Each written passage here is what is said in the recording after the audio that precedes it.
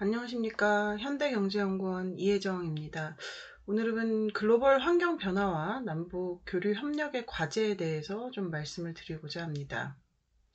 다음, 목차는 첫 번째로 글로벌 환경 변화에 대해서 말씀을 드릴 거고요. 두 번째로 북한 경제의 현황과 향후 남북 경제 통합의 효과를 말씀드릴 예정입니다. 그리고 세 번째로 우리 정부의 국정 과제와 연계해서 남북 교류 협력 과제로 도출할 수 있는 내용들이 어떤 부분들이 있을지에 대해서 말씀을 드리고자 합니다.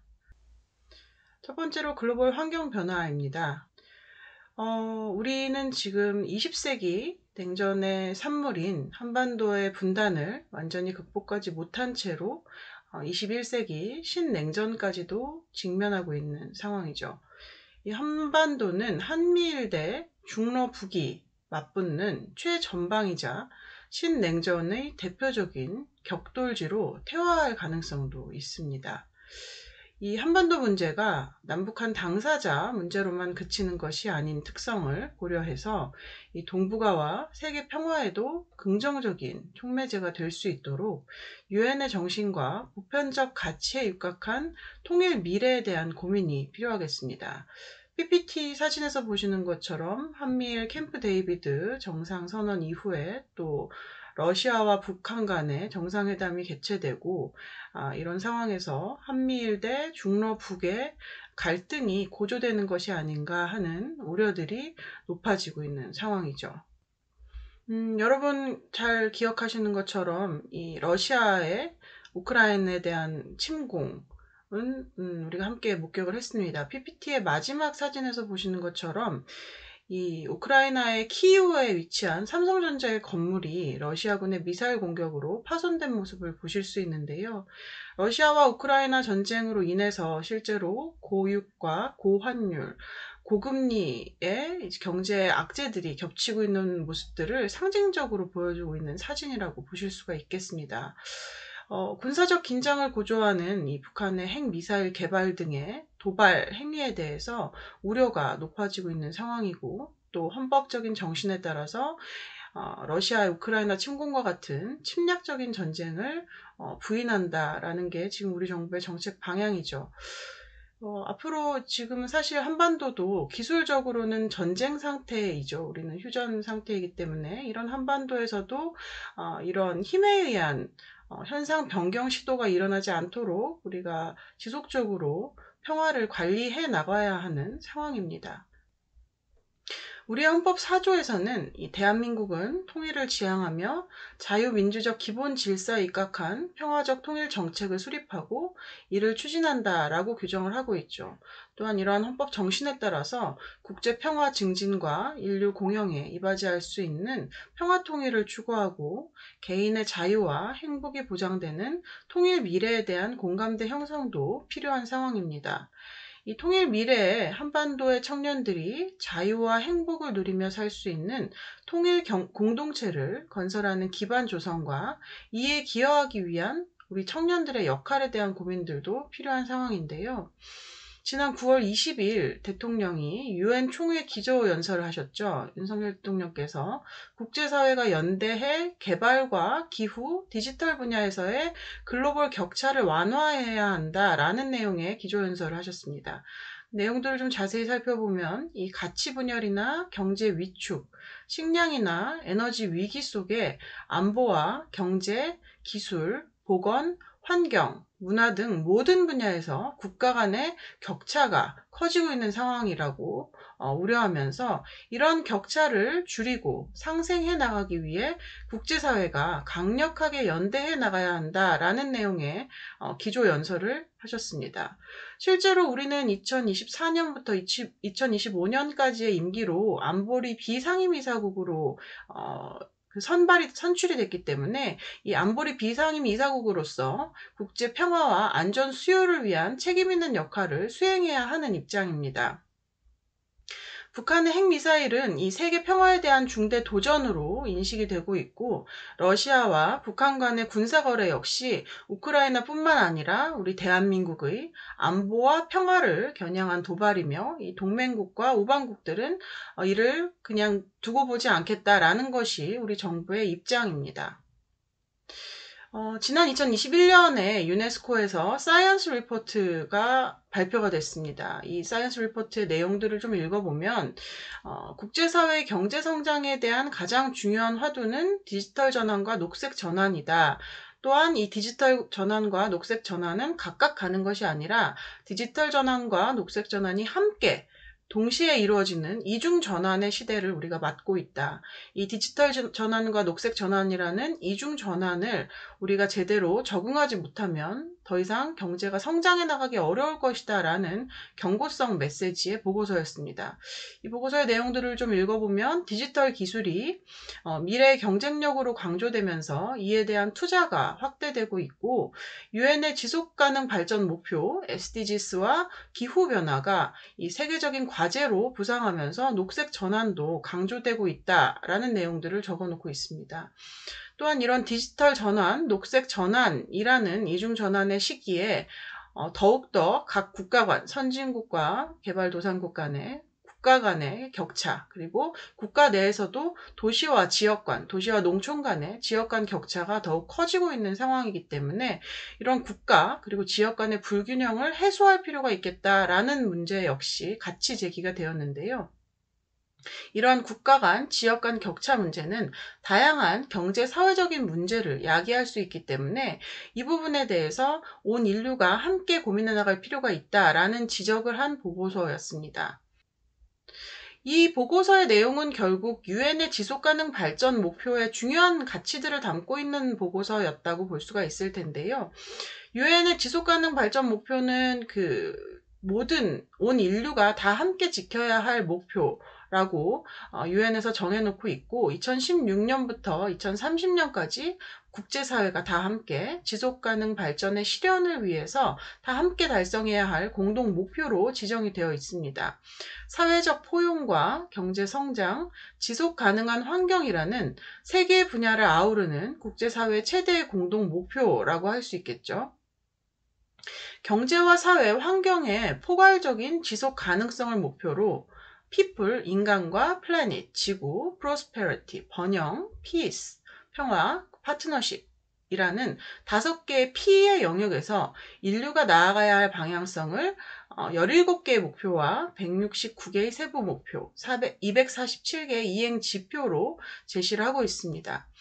또 유엔은 회원국들이 4년마다 이 SDGs를 제대로 이행하고 있는지에 대해서 자발적 국별 리뷰라는 보고서를 제출하도록 하고 있고요. 그래서 2016년에 우리나라는 먼저 이 VNR 자발적 국별 리뷰 보고서를 유엔에 제출을 했고요. 북한은 원래 2020년에 이 VNR 보고서를 제출할 예정이었지만 코로나로 인해서 1년 늦어진 2021년에 이 VNR 자발적 국별 리뷰를 유엔에 제출해서 북한이 이 SDGs에 대해서 17개의 목표를 어떻게 이행하고 있고 또 앞으로 어떻게 이행해 나갈 것인지에 대한 내용들을 상세하게 적고 있는 보고서를 제출을 했습니다. 우리 정부는 비핵평화 번영의 한반도 구현이라는 대북 정책을 펼치고 있고, 이에 따라서 인도적 협력을 추진한다. 그리고 정치 군사적 고려 없이 일관되게 이를 추진해 나가고 실질적인 지원 방안을 모색해 나가겠다라는 목표를 가지고 있고요.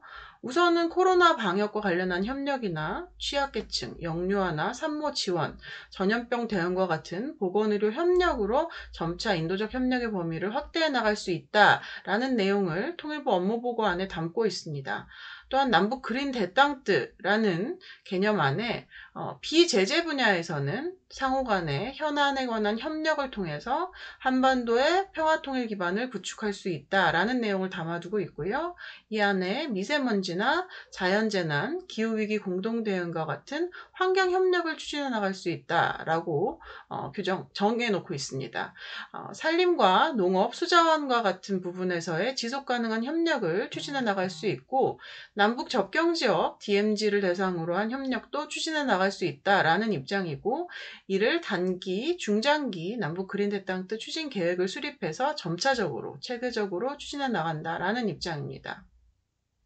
또한 담대한 구상을 통해서 북한이 핵개발을 중단할 경우에는 국제사회와 협력해서 경제와 주민의 삶의 질을 개선해 나갈 수 있다라는 계획이고요. 비핵화에 대한 상응 조치로 경제적인 지원뿐만 아니라 북한의 안보 우려까지도 고려해서 선 비핵화 또는 빅딜식의 해결이 아닌 비핵화와 상응하는 조치를 단계적, 동시적으로 이행해 나가겠다라는 입장입니다. 또한 북한 비핵화라는 목표는 놓지 않으면서도 인도적인 협력은 비핵화와 무관하게 추진해 나가겠다라는 계획을 세워두고 있습니다. 그래서 담대한 구상은 이 북한의 실질적인 비핵화의 진전에 맞추어서 북한의 경제와 민생을 획기적으로 개선하는 데 초점을 둔 과감하고 포괄적인 구상이다라고 정부에서 발표를 했고요. 초기 협상 단계로는 한반도 자원식량 프로그램을 통해서 북한의 광물이나 모래, 히토리와 같은 지하 자원과 대규모의 식량을 교환하는 프로그램을 생각해 볼 수 있습니다. 식량뿐만 아니라 비료나 의약품 등의 구입도 가능할 수 있고요. 필요에 따라서는 유엔 제재 결의안에 대한 부분적인 면제도 국제사회와 협의해서 한반도 자원식량 교환 프로그램을 추진할 수 있습니다. 또한 초기 단계에서는 민생 개선 시범 사업도 검토할 수 있는데요. 보건의료나 식수, 위생, 산림, 농업 분야에서 협력이 가능하고, 이러한 협력은 앞서 살펴본 남북 그린 대땅뜨와도 연계해서 협력 방안을 도출할 수 있습니다. 비핵화 단계에 따라서 북한과의 협력의 범위를 점차 확대시켜 나갈 수 있을 텐데요. 실질적인 비핵화에서 완전한 비핵화로 나아갈 경우에 북한과의 대규모 협력들도 가능하다라는 입장입니다. 비핵화에 대한 동결, 신고, 사찰, 폐기에 따른 절차를 목표별, 단계별로 거쳐 나간다면 그에 따른 상응 조치들이 가능할 것이다 라는 것이 담대한 구상이고요. 본격적인 남북 경제 협력을 위해서 남북 공동 경제발전위원회를 설립하여 가동할 수 있다라고 담대한 구상안에 적혀 있습니다. 그 안에 크게 인프라 구축과 민생 개선, 경제 발전의 항목들이 들어가 있는데요. 인프라 구축과 관련해서는 발전소와 송배전 설비의 현대화, 항만의 현대화, 공항의 현대화 같은 내용들이 들어 있습니다. 민생 개선과 관련해서는 농업의 생산성을 향상하고 병원 의료 체계를 현대화하고 이런 부분에 대해서 민생 개선 협력이 가능하다라는 내용들이 들어있고요. 경제 발전과 관련해서는 대북 투자와 교역의 활성화, 국제 투자와 국제금융 유치 지원 등이 가능하다라고 담대한 구상안에 적혀 있습니다. 2장에서는 북한 경제 현황과 남북 경제 통합의 효과를 말씀드리겠습니다. 북한의 2022년 경제 성장률은 마이너스 0.2%로 추정이 되고 있습니다. 김정은 시기 들어서 북한의 연평균 성장률은 1.2%로 김정일 시기의 연평균 성장률인 0.3%보다 0.9%포인트 높기 때문에 대북 제재 강화 이전까지의 그 경제 성적은 나쁘지 않았다라는 평가가 대체적이었습니다. 다만 2016년 제재의 본격화로 이 제재의 효과가 북한 경제에 반영된 2017년에는 마이너스 3.5%를 기록했고요. 2018년에는 마이너스 4.1%, 또 제재와 코로나19로 인한 국경 봉쇄와 경기 위축으로 2020년에는 마이너스 4.5%를 기록했고 2021년에는 마이너스 0.1%를 기록해서 2017년 이후에는 사실상 2019년 한 해를 제외하고는 연속 마이너스 성장을 하고 있는 상황입니다. 앞서 잠깐 북한의 자발적 국별 리뷰에 대한 말씀을 드렸는데요. 북한이 2021년 6월 말에 유엔의 지속가능 발전 목표에 대한 이행 현황과 방향에 대한 보고서를 처음으로 제출했습니다. 왼쪽에 보이는 것이 북한 VNR의 표지인데요.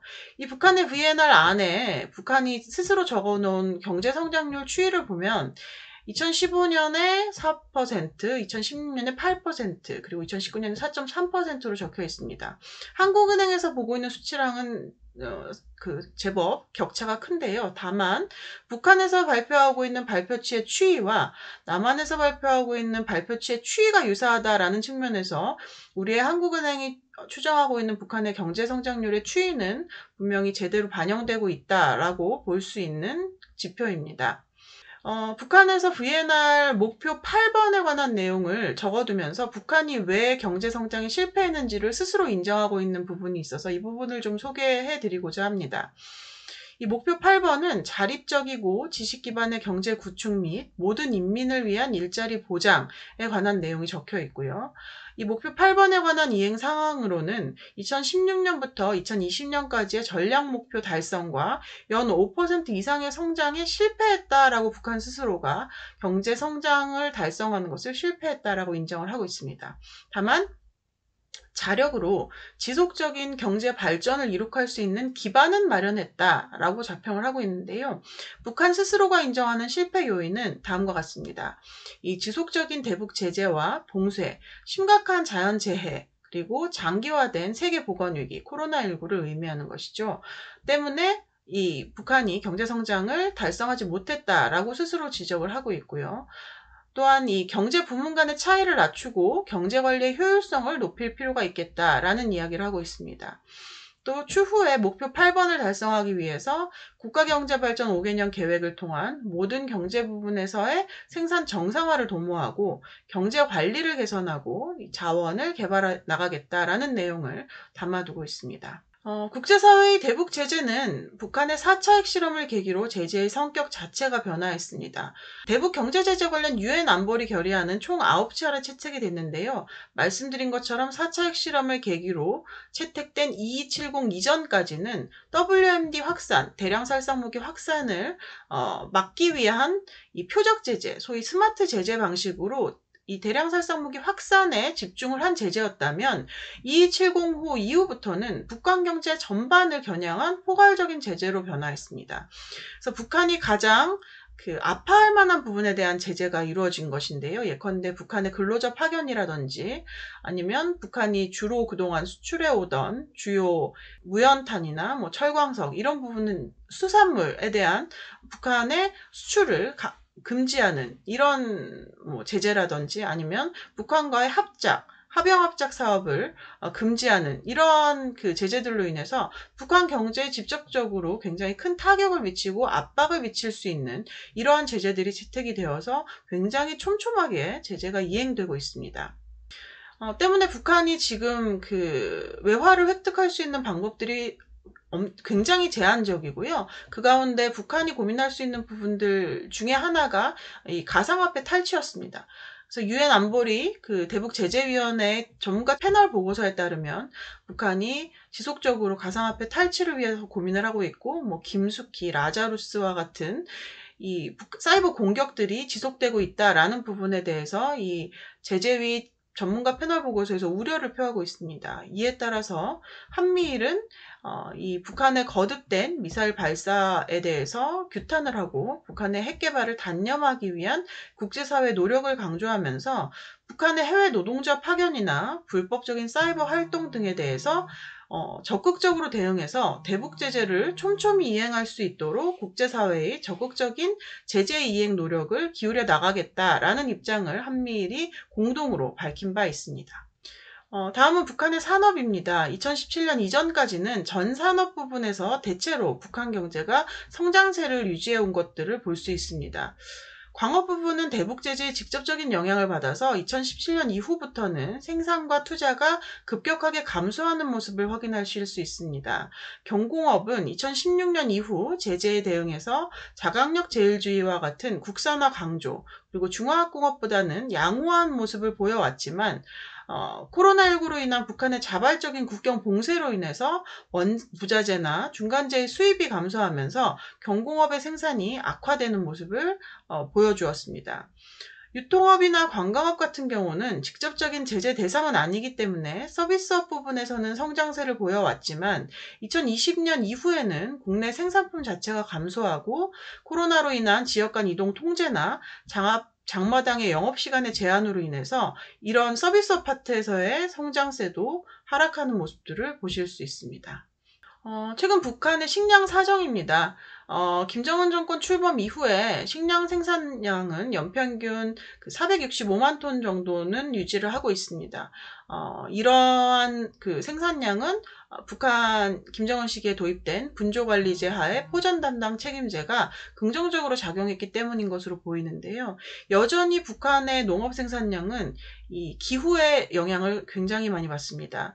2015년과 2017년 봄철 가뭄으로 인해서 생산량이 크게 감소한 바 있고요. 2018년 여름철 가뭄과 이상 고온으로 인해서 또 2020년 8월 호우와 9월 태풍의 영향으로 인해서 생산량이 크게 감소된 모습들을 그래프를 통해서 확인하실 수 있습니다. 대외무역입니다.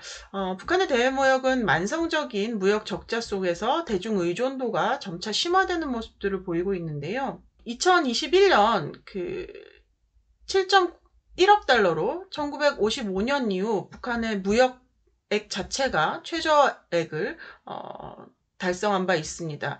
이거는 코로나19로 인한 북한의 자발적인 국경 봉쇄로 인해서 대외무역 자체가 굉장히 축소되었기 때문인데요.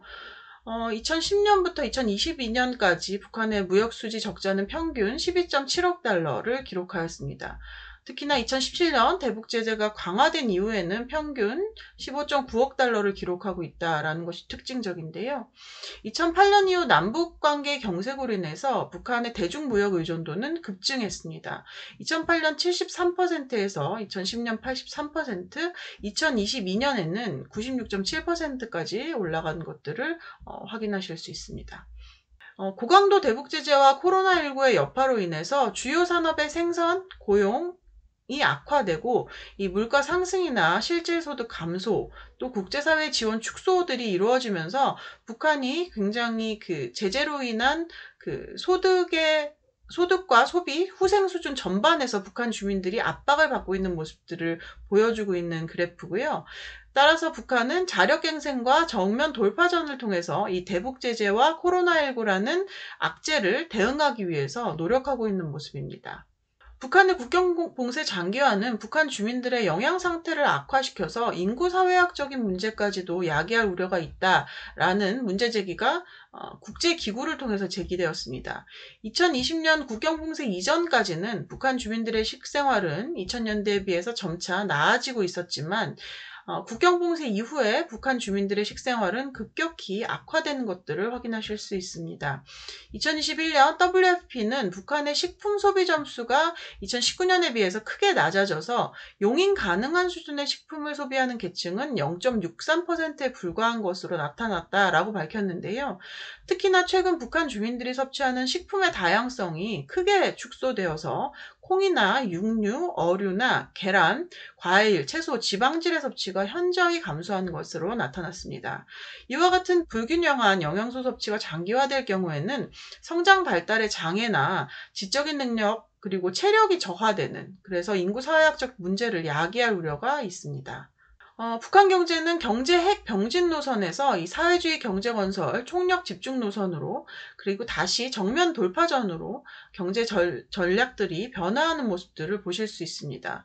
북한의 중공업, 국방공업 우선 자원 배분은 김정은 시대 들어서 균형 배분을 강조하는 노선으로 변화하였는데요. 2019년 2월 하노이 회담이 무산된 이후에는 자력갱생을 강조하면서 정면 돌파전을 시작하였습니다. 김정은 시기 들어서 북한은 5개년 단위의 경제 전략들을 내어놓고 있는데요. 2016년 국가경제발전 5개년 전략을 내놓았습니다. 북한은 2016년에 36년 만에 당대회를 개최하면서 이와 같은 경제발전 전략을 내놓았는데요. 북한이 경제강국 건설을 위해서 제시한 로드맵이라고 평가를 받고 있습니다. 특히나 경제개발구 중심의 대외경제 발전을 추구하고 있는 내용들을 담고 있는 것이 특징적인데요. 대외경제의 확대 발전을 위해서 신용 준수를 강조하고 국가 신인도 제고에 주력하고 있다라는 평가입니다.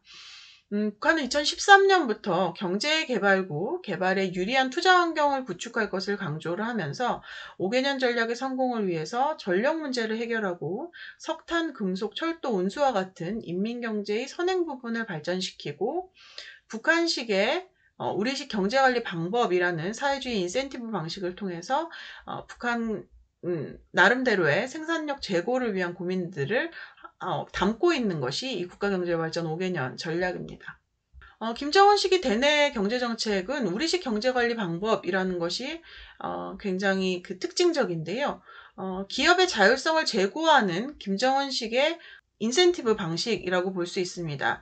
시장을 공식적으로 승인하고 제도화하는 한편 이 시장을 매개로 국가와 기업의 역할을 재조정했다라는 평가를 받고 있고요. 북한은 2019년 4월 헌법을 개정하면서 이 사회주의 기업 책임관리제를 33조에 명문화하면서 북한식의 인센티브 방식을 헌법에 명문화하였습니다. 김정은 시기 대외경제정책은 2013년 이후에 29개의 경제개발구가 지정되어 있고요. 남북 접경지역권, 그리고 서해권, 동해권, 북중 접경지역권으로 크게 4개의 권역으로 나누어서 살펴보실 수 있습니다. 북한 김정은 시기 들어서 경제 관련 법제의 변화들도 굉장히 눈에 띄는데요. 북한은 사회주의 기업 책임관리제와 경제개발구와 같은 경제개혁 조치들을 뒷받침할 수 있는 법제도 정비를 추진해 나갑니다. 북한은 이 사회주의 법치국가를 만들어야 한다라고 강조를 하면서 경제개혁 조치를 반영하는 법률들을 만들었는데요. 대표적인 것이 기업소법이나 농장법, 경제개발구법 같은 것들이 있습니다. 이 안에 앞서 설명드린 우리식 경제관리 방법에 관련한 내용들이 담겨 있습니다. 북한이 5년 단위의 경제개발 계획들을 내놓으면서 2021년에 국가경제발전 5개년 계획이 새롭게 나왔습니다. 다만 이전에 국가경제발전 5개년 전략이 실패했다라고 스스로 인정을 하면서 새롭게 발표하는 5개년 계획은 정비보강 전략이다라고 이야기를 합니다. 그래서 자력갱생과 자급자족을 강조하면서 이 인민경제 전반의 활성화와 인민생활의 향상을 도모한다라는 내용을 담고 있고요. 그 전까지는 대외경제를 강조했지만 앞서 말씀드린 것처럼 국제사회의 대북 제재가 확대 강화되면서 북한이 더 이상 대외경제 활성화를 통한 경제성장을 도모하기 어려워지자 대외 부분에서는 상대적으로 추진이 용이한 관광 정도만을 강조를 하고 있다라는 것도 국가경제발전 5개년 전략과 새로운 국가경제발전 5개년 계획 간의 차이점이라고 볼 수가 있습니다. 남북경제 통합의 효과는 굉장히 다양한 기관들에서 다양한 연구 결과들을 내놓았는데요. 대부분의 연구 결과들을 종합해보면 남북한이 경제 통합을 시작할 경우에 2050년에 세계 5위에서 8위 정도 수준까지 올라갈 수 있을 것이다 라는 것입니다. 골드만삭스 같은 경우에는 2013년에 통합을 시작한다면 2050년에는 세계 8위를 달성할 수 있을 것이다 라는 연구 결과를 내놨고요. 대외경제정책연구원과 산업연구원이 함께 추진한 연구는 2010년에 경제통합을 추진한다면 2050년에 세계 7위에서 8위 정도의 수준을 달성할 수 있을 것이다 라고 얘기를 했습니다. 국회 예산정책처 같은 경우에는 2015년에 통합을 시작한다면 2060년에는 세계 10위의 규모를 달성할 수 있을 것이다 라고 추정을 했고요. 이외의 다양한 연구들도 대부분 보시면 세계 8위 정도, 높게는 세계 5위에서 세계 8위 정도의 경제 순위를 달성할 수 있을 것이다 라고 분석을 했습니다. 그렇다면 우리 정부에서 추진하고 있는 국정과제와 연계해서 우리가 고민할 수 있는 남북 교류 협력의 과제들은 어떤 것들이 있을지를 말씀드리도록 하겠습니다. 윤석열 대통령은 2022년 뉴욕 구상이라는 것을 통해서 대한민국이 주도하는 글로벌 디지털 격차 해소라는 비전을 내놓았습니다. 그래서 디지털로 달라지는 대한민국이라는 2027년까지의 목표가 제시되었는데요. 디지털 인프라 분야나 디지털 정보 분야는 이미 세계 최고의 지위를 유지하고 있기 때문에 2027년까지 현재의 지위를 그대로 유지하는 것이 목표이고요. 디지털 경쟁력은 2021년 현재 12위 수준이기 때문에 2027년에는 3위까지 끌어올린다라는 목표이고, 지적재산권과 관련한 혁신 역량은 2021년 5위 수준이기 때문에 2027년에는 1위까지 끌어올린다라는 목표입니다. 이와 같이 우리의 디지털 수준이 굉장히 높은 수준이기 때문에 우리가 글로벌 디지털 격차 해소에 선도적인 역할을 해 나가야 한다라는 것이 우리 정부의 입장입니다. 그렇다면 북한은 어떨까요? 북한 역시 과학기술 중시 정책이라는 것을 펼치고 있습니다. 우리는 4차 산업혁명이라는 표현을 쓰지만 북한은 새세기 산업혁명이라는 표현을 쓰는데요. 이 새세기 산업혁명을 통한 경제강국 건설을 강조하고 있습니다. 2012년부터 2023년까지 북한의 과학기술과 관련한 예산 지출의 연평균 증가율은 5.2%를 기록해서 같은 기간 전체 예산 지출 계획의 연평균 증가율인 4.5%보다 높은 수준을 보여서 북한이 그만큼 과학기술 예산에 상당한 관심을 쏟고 실제로 비용을 투입하고 있다라는 것들을 보실 수 있습니다. 북한은 과학기술 중시 정책을 헌법에도 규정을 하고 있는데요. 헌법 27조와 40조, 46조에서 과학기술을 강조하고 있습니다. 기술혁명은 사회주의 경제를 발전시키기 위한 기본 고리이며 과학기술력은 국가의 가장 중요한 전략적인 자원이다 라고 이야기하면서 40조에서는 전민의 과학기술 인재화, 46조에서는 과학기술 인재 육성을 헌법에 규정하고 있고요. 관련해서는 원격 교육법이나 이동통신법, 과학기술 성과 도입법, 과학기술 인재관리법 같은 것들을 통해서 과학기술을 육성하고 장려하기 위한 정책들을 법제도 안에도 그대로 녹여두고 있습니다. 북한은 2014년에 평양 위성과학자 주택지구를 건설을 했고요. 2015년에는 평양 미래과학자 거리를 조성하고 평양 과학기술전당을 설립하였습니다. 2017년에는 평양 여명거리를 준공하면서 과학기술 인재 중시 분위기를 조성하고 있는데요. 이 PPT에 보여드리는 사진에서도 이 과학기술 인재들을 육성하기 위한 어떤 정책들을 열심히 펼치고 있는 모습들을 확인하실 수 있습니다. 우리도 코로나 시기에 이 원격 교육들이 굉장히 활성화되었었는데 북한 역시 코로나를 계기로 원격 교육이 확산되는 모습들을 보여주었습니다. 2010년에 김책공업종합대학에서 원격 교육을 처음으로 활용하기 시작했다라는 보도들이 나왔었는데요. 그 이후에 코로나19를 계기로 소학교와 중고등학교로 이러한 원격 교육들이 점차 확대되는 모습들을 확인할 수 있었고요. 최근에는 VR, 가상현실이나 AR, 증강현실의 기기를 활용해서 교육 정보화에 더욱 노력하고 있는 모습들을 확인하실 수 있습니다. 우리도 코로나 시기에 이 줌이라는 그 화상회의 프로그램을 많이 활용했던 기억이 있으실 텐데요. 북한도 자체적으로 화상회의 프로그램을 개발했습니다. 낙원이라는 화상회의 프로그램을 개발해서 김정은 총비서가 주재하는 회의도 이 낙원이라는 프로그램을 활용해서 화상으로 개최를 하고요. 국제회의에도 화상으로 참여하고 북중 간의 온라인 전시회도 개최하는 등 다양한 이 화상회의와 관련한 프로그램들도 운영을 했던 것을 확인할 수 있습니다. 아까 그 윤석열 대통령의 기조연설에서 강조됐던 부분, 그리고 유네스코의 보고서에서 강조됐던 부분들이 세 가지가 있다라고 말씀을 드렸는데, 한 가지가 이제 디지털 격차 해소, 두 번째가 기후변화였죠. 이 기후변화와 관련된 것 중에 우리가 고민하고 있는 것이 이 녹색 전환과 관련된 것입니다. 이 탄소중립과 녹색성장 국가전략 1차 국가 기본 계획이 발표가 됐는데요. 2021년에는 기후위기 대응을 위한 탄소중립 녹색성장 기본법, 줄여서 탄소중립 기본법이라고 하는데요. 이 탄소중립 기본법이 제정되면서 우리가 2030년까지 온실가스를 40% 감축하는 것을 목표로 삼았습니다. 그래서 우리가 온실가스 감축 목표를 달성할 경우에 각 분야에서 굉장히 녹색 성장과 관련한 또 다른 도약들을 도출할 수 있다라는 로드맵들도 제시가 되었고요. 북한 역시 이 기후변화와 관련한 고민들을 하고 있습니다. 지속가능한 경제 발전을 위해서 2015년부터 2044년까지 산림건설 총계획을 달성하고자 하는 목표를 가지고 있고요. 2019년부터 2030년까지 국가환경보호전략이라는 것을 통해서 또 그 기후변화에 대응하고자 하는 목표를 수립하고 있습니다. 또 2019년부터 2030년까지 국가재해위험경감전략이라는 것을 수립해서 다양한 방식으로 기후변화에 대응하려는 노력을 보이고 있는데요.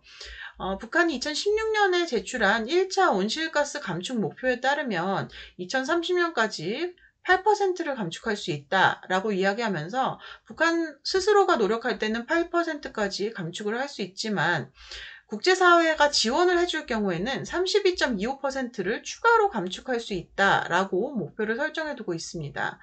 또한 2차 온실가스 감축 목표에 따르면 자체 감축량을 16.4%로 정하고 있고요. 또 국제사회가 지원을 해줄 경우에는 여기에서 36%를 추가로 감축할 수 있다라고 이야기하고 있어서 북한이 기후변화 대응과 관련해서 스스로도 노력을 하겠지만 국제사회에서 지원을 해준다면 더욱 큰 폭의 온실가스 감축 목표를 달성할 수 있을 것이다. 따라서 국제사회와의 협력 수요가 있다라는 것들을 굉장히 다양하게 협력 의지를 표출하고 있다라는 것들을 보실 수 있습니다. 또한 북한은 이 사회주의 헌법 제57조에서 환경보호와 관련한 대책을 수립하고 환경오염을 방지하고 또 문화위생적인 생활환경을 조성할 것을 강조를 하고 있는데요. 이와 관련해서 다양한 환경 관련 법제를 정비한 모습들을 확인하실 수 있습니다. 환경보호법도 김정은 시기 들어서 4차례 개정되는 모습들을 보실 수 있고요. 산림법도 2021년 개정이 되었는데 특히나 다른 나라 그리고 국제기구들과의 산림 부분에서의 교류와 협조를 강조하고 있다라는 측면에서 굉장히 우리가 좀 주목해 볼 만한 조문이 들어가 있다라는 부분은 의미가 있는 부분이라고 보여집니다. 이 바다오염 방지법 역시 김정은 시기 들어서 3차례 개정이 됐는데요. 바다오염 방지 분야에서 다른 나라나 국제기구들과의 교류와 협조를 강화하는 내용을 역시 적어두고 있습니다. 대동강 오염 방지법도 김정은 시기 들어서 3차례 개정이 됐습니다. 대동강의 오염을 방지하고 생태 환경을 개선해 나갈 필요성에 대해서 적어두고 있는 법령이고요. 대기오염 방지법은 김정은 시기 들어서 처음으로 채택이 되고 또 2차례 개정이 됐습니다.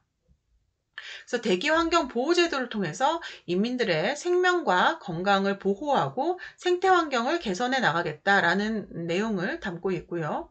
재생에너기법, 에너지는 에너지라는 뜻인데요. 이 재생에너기법이 2013년에 처음으로 제정이 됐습니다.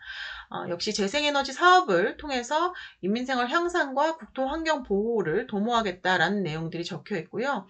독성물질 취급법, 제자원화법, 보통강 오염 방지법 역시 김정은 시기 들어서 처음으로 제정된 환경 관련 법제입니다. 이처럼 김정은 시기 환경 관련한 관심들이 굉장히 높아지고 있고 이 높아진 관심을 다수의 법제 제정을 통해서 반영을 하고 있다라는 것들을 확인하실 수 있습니다. 또한 북한은 이 세계적인 보건위기에 대처하고자 위생과 방역 부분에서의 토대를 완성했다라고 앞서 보여드린 VNR 안에서 강조를 하고 있고요. 비상방역 체계를 강화해 나가야 한다라고 적고 있습니다. 북한은 이 VNR 안에서 북한이 2015년부터 2022년까지 매년 자연재해로 막대한 피해를 입었다라고 적고 있고요. 기후와 관련한 자연재해 대응을 위해서 당국의 잠재력을 높이는 한편 국제협력을 강화해 나갈 필요가 있다라고 밝히고 있습니다. 앞서 북한의 농업 생산량을 통해서 말씀드렸지만 북한의 농업 생산량은 실제로 북한의 자연재해에 바로 직격타를 입고 있는 모습들을 보실 수 있고 북한 전체에서 농업이 차지하는 비중이 아직은 높기 때문에 이렇게 자연재해로 북한의 농업 생산량이 줄어들면 북한 전체의 경제 성장률도 하락하는 모습들을 보실 수 있습니다. 따라서 북한은 이러한 기후변화 그리고 자연재해에 굉장히 민감하게 반응할 수밖에 없는 상황인데요.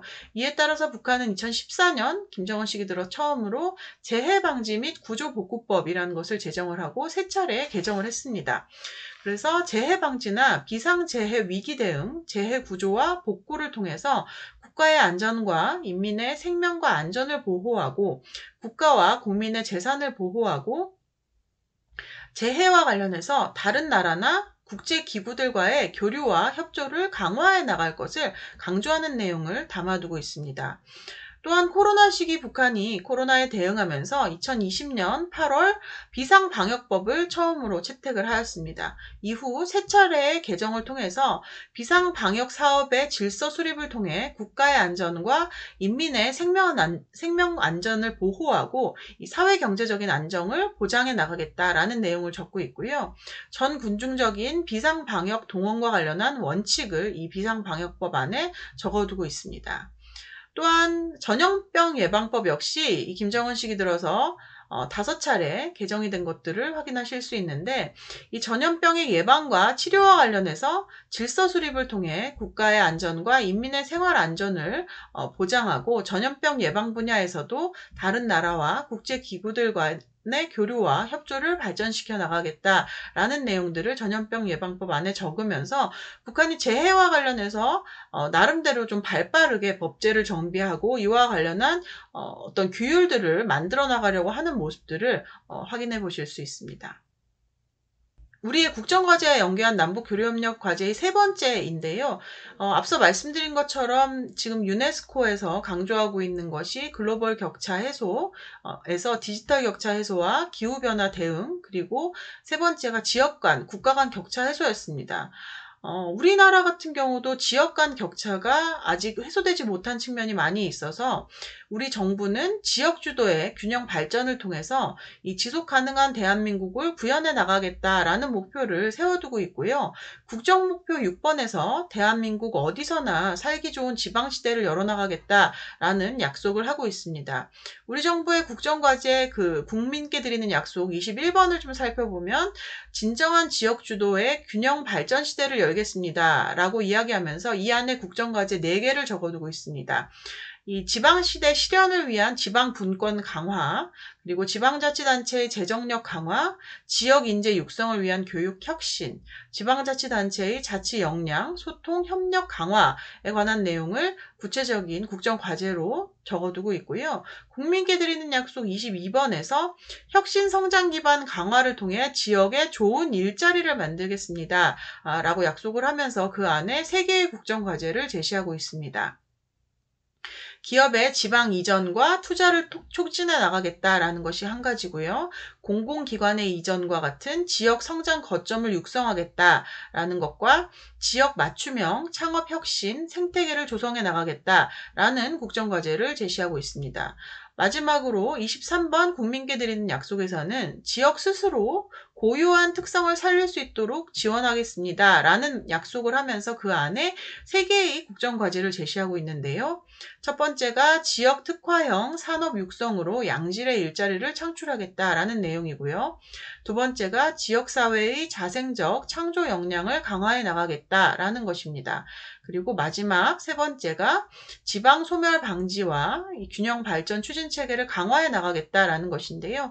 그래서 국정 목표 6번 안에 3개의 국민께 드리는 약속과 10개의 국정과제가 들어있을 만큼 이 국토의 균형 발전과 관련해서 정부가 굉장히 많은 관심을 기울이고 있다라는 것을 확인하실 수 있습니다. 이 국가 균형 발전과 관련해서 대한민국 어디에 살든 균등한 기회를 누릴 수 있는 지역을 만들겠다라는 목표를 가지고 있고요. 이와 관련해서는 교육, 혁신, 기회 균등, 디지털 역량 강화, 환경 복지, 여건 확충과 같은 다양한 내용들을 강조하고 있습니다. 그래서 어디에 살든 균등한 기회를 누리는 지방시대를 열기 위해서 희망과 혁신, 자율과 공정이라는 4개의 전략 안에 국가 균형발전 5개년 비전을 수립해 나갈 계획입니다. 북한 역시 지방경제 활성화에 대한 고민이 많습니다. 김정은식이 북한의 지방경제 발전 정책은 이 지방의 행정기관 그리고 기업소의 권한과 책임을 강화하는 지방분권화 제도와 함께 구축되고 정비되고 있는데요. 북한은 지방예산법 을 2012년에 새롭게 제정을 하고 2014년 경제개발구법을 제정하고 2021년에 시군발전법을 새롭게 제정하면서 지방경제 활성화와 관련한 법제를 정비하고 있는 것이 중요한 특징입니다. 지방예산제는 1973년에 처음으로 도입이 되었고 지방정부의 예산 집행과 관련한 권한을 부여하는 형식적인 분권화 조치였습니다. 이후에 2002년 7일 경제관리 개선 조치를 통해서 지방별로 중앙납부금 외에 예산 계획권을 가지게 하면서 이전 시기 73년 시기보다 좀 나아간 분권화의 모습을 보여주었고요. 2012년 제정된 지방예산법을 계기로 지방예산제가 실제로 법제화되는 모습까지 보여주었습니다. 지방무역과 관련해서는 1970년대 후반부터 지방 단위의 무역을 부분적으로 허용하는 모습들을 보여주었고요. 1991년에 새로운 무역 체계를 도입하면서 각 도에 무역과 관련한 권한을 위임하는 모습들도 있었습니다. 1997년에는 무역법을 새롭게 제정하면서 무역의 주체로 각 기관들도 무역의 주체로 활동할 수 있도록 규정을 했다라는 것이 지방무역 활성화 조치에 좀 진전된 모습이었다라고 평가를 받고 있고요. 또 8.3 인민소비품 대중운동이 1984년에 전개가 되었는데 각 지방 소재 중앙공업 공장에서 생산한 이 8.3 인민 소비품의 지역 유통을 허용하면서 기존의 그 생산물들이 전국 차원에서 유통될 수 있도록 하는 지역 단위에서의 유통이 이전에 비해서 활성화되는 모습들이 또 지방 분권화에 진전된 모습이다라고 평가받을 수 있는 측면이 있고요. 2013년에 경제개발구법이 새롭게 제정되었습니다. 그래서 각 도 단위에서 지방급의 경제개발구를 새롭게 창설할 수 있도록 하는 권한을 갖게 되었고요. 2021년 시군발전법이 새롭게 제정이 되면서 지방공업과 농촌격리, 국토환경보호, 지방건설과 같은 지방경제발전 정책이 본격적으로 추진되는 계기가 마련되었습니다. 이처럼 김정은 시기 들어서 지방예산법, 경제개발구법, 시군발전법을 새롭게 만들면서 지방과 중앙 간의 격차 해소를 위한 다양한 법제적인 시도들이 이루어지고 있다라는 것들을 확인하실 수 있습니다. 김정은 시기 북한의 지방경제발전 정책은 기존의 김일성과 김정일 시대의 정책 기조는 그대로 유지하면서도 각 시군을 중심으로 지역의 특색에 맞는 이 자립적이고 다각적인 지방경제체제를 구축해 나가도록 주문한다라는 것이 특징적입니다. 2022년 6월에는 이 강원도, 우리 측 강원도 철원군과 인접해 있는 북측의 강원도 김화군에 이 식료품 공장과 옷공장, 종이공장과 같은 지방공업공장을 새롭게 준공하면서 지방공업의 새로운 본보기라고 인정받고 있습니다. 그래서 김정은 시기에 예를 들어 삼지연시 같은 경우에 이상적인 본보기 도시이다라고 평가를 받고 있고, 양덕 온천문화휴양지 같은 경우도 본보기 온천 관광문화지구다라고 평가를 받고 있고, 중평 남새 온실 농장마을 같은 경우에도 사회주의 농촌문화 주택건설의 본보기다라고 평가를 받고, 창성군이나 김화군 같은 경우도 지방공업의 본보기다라고 인정을 받으면서 각 지역별 경쟁도 더욱 강화되는, 본보기군으로 인정받기 위한 지역 간 경쟁도 더욱 강화되는 모습들도 확인하실 수 있습니다. 북한의 SDGs 목표 10번이 국가 주체로서 인민 대중의 권리와 역할을 보장한다라는 것이고요. 이와 관련해서 산업과 농업, 공공보건과 교육, 인프라 분야에서 도농 간 격차가 존재하지만 인민생활 수준 개선을 위해서 노력하고 있다라고 VNR 안에서 보고를 하고 있습니다. 표에서 보시는 것처럼 안전한 식수를 사용할 수 있는 인구가 도시와 농촌 간의 격차가 상당히 크고요. 안전하게 관리되는 위생시설 이용 인구는 도시가 70.8%인데 반해서 농촌은 11.4%에 불과해서 굉장히 도농 격차가 큰다는 것을 확인하실 수 있습니다. 이와 같은 도농 격차를 감소하기 위해서 국가는 농촌 지원을 강화해 나가고, 도시공장기업소는 농촌의 협동농장이나 작업반을 지원해 나가야 한다라고 강조를 하고 있고요. 이 에너지와 관련한 공급을 보장한다든지 환경과 관련한 자재 연료 공급을 개선하는 것에 대한 고민, 그리고 농업생산 증대를 통해서 농촌 인구의 생활 수준과 농촌 경제의 물질 기술적인 기초를 개선해 나가는 다양한 프로젝트를 추진해 나갈 필요가 있다라고 북한 스스로 VNR 안에서 밝혀두고 있습니다. 그래서 말씀드린 세 가지 디지털, 기후변화, 지역격차 해소를 위해서 우리가 또 남북 간에 할 수 있는 것들이 어떤 것들이 있을지를 좀 말씀을 드리려고 하는데요. 통일부는 이산가족의 날을 계기로 이 고향 방문 메타버스 구축을 했습니다. 그래서 이와 같은 그 이산가족 화상상봉 시스템 구축을 시작으로 이 비대면 방식의 남북 교류를 재개하는 방법들을 고민을 해볼 수가 있을 텐데요. 2020년 6월에 폭파된 남북 공동 연락사무소에 대한 비대면 방식의 복원이나 남북미 연락사무소에 대한 비대면 방식의 설치 같은 것들도 한번 고민을 해볼 수 있을 것 같습니다. PPT에서 보시는 내용이 메타버스로 이제 고향 방문이 가능하도록 한 이산가족 상봉과 관련한 메타버스 구축 현황인데요. 통일교육원 사이트에 들어가셔서 확인해 보실 수 있습니다. 또 앞서 말씀드린 것처럼 코로나 이후에 북한이 원격 교육 방식을 굉장히 활성화했다라는 것을 말씀을 드렸는데요. 따라서 이러한 원격 교육 방식을 활용한 전문가 역량 강화나 비대면 세미나, 학술회의 같은 것들도 고민을 해볼 수가 있을 것 같습니다. 그리고 VR, 이 가상 현실을 시각화한 이 실감형 컨텐츠와 같은 것들을 남북이 공동으로 제작하는 방법들도 한번 고민해 볼 수 있겠습니다. 기후변화와 관련해서 중요한 것이 남북 그린데땅트 구현인데요. 말라리아와 같은 그 모기를 매개로 한 인간에게 전염되는 인간 감염병이나 소나무 제선충과 같은 산림 병해충, 아프리카 돼지열병과 같은 이 가축 전염병은 이 국경을 넘어드는 월경성 감염병이라고 이야기를 합니다. 이와 같은 월경성 감염병은 남한에서만 그 말라리아를 퇴치한다고 해서 한반도 전반에 말라리아 퇴치가 불가능하고 소나무 제선충도 마찬가지고 아프리카 돼지열병도 마찬가지입니다. 결국 한반도 전체에서의 말라리아 퇴치, 소나무 제선충 퇴치, 또 아프리카 돼지열병 퇴치를 위해서는 한반도 전체에서의 예방과 공동 대응 시스템이 필요할 텐데요.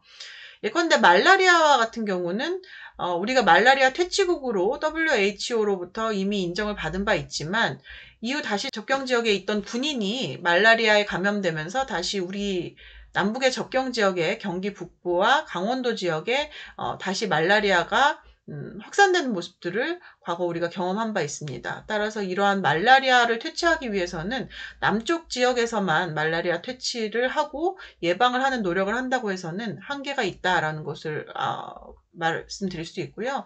소나무 제선충 같은 경우에도 북측에서 소나무 제선충이 발견이 되면 남측으로 금방 이전될 수 있기 때문에 이와 관련해서는 사전 예방 시스템 그리고 공동 대응 시스템을 남북이 함께 갖추고 있는 것이 굉장히 좀 중요하다라고 생각이 됩니다. 지난 2018년에 우리 한국의 순천 그리고 북한의 금강산이 생물권 보전지역으로 동시에 지정이 된 바 있습니다. 이를 계기로 유네스코는 남북이 앞으로 이번 그 생물권 보전지역 지정을 계기로 협력할 수 있을 것이다 라고 당부를 한 바 있는데요. 우리 설악산이 이미 그 생물권 보전지역으로 지정이 됐고, 이 강원 생태평화 생물권 보전지역, 연천 임진강 생물권 보전지역, 금강산 생물권 보전지역까지 사실상 이미 이 생물권 보전지역이 하나의 벨트로 연결이 되어 있는 상황입니다.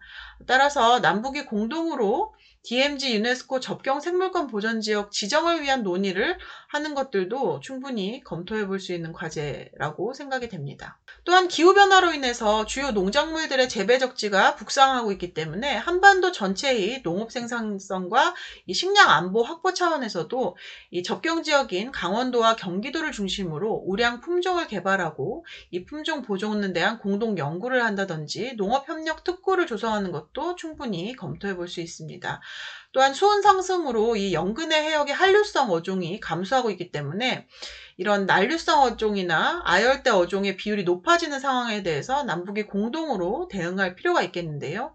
주요 어종에 대해서 인공 종묘를 생산한다든지 방류 사업을 하는 부분에 대해서 북한과의 협력을 고민할 필요가 있습니다. 이전에 강원도에서 실제로 이 명태와 관련한 남북 간의 협력이 이루어진 적이 있는데요. 이와 같이 다양한 어종에 대한 남북 간 협력들이 다양하게 고민될 필요가 있겠습니다. 지난 국회 본회의에서 그 평화경제 특별구역의 지정과 운영에 관한 법률안, 이 평화경제특구법이 통과가 됐는데요. 이를 계기로 이 평화경제특구법의 제정을 계기로 접경지역을 중심으로 남북 간의 지역별 산업역량 제고를 위한 협력도 고민할 수가 있을 것 같습니다. 북한 접경지역의 주요 교육기관이나 연구소들과의 교류를 통해서 다양한 기술 지원들도 이 평화경제특구법 제정을 계기로 각 지자체들이 충분히 한번 고민해 볼 수 있는 과제가 될 수 있을 것 같습니다. 경청해 주셔서 감사합니다.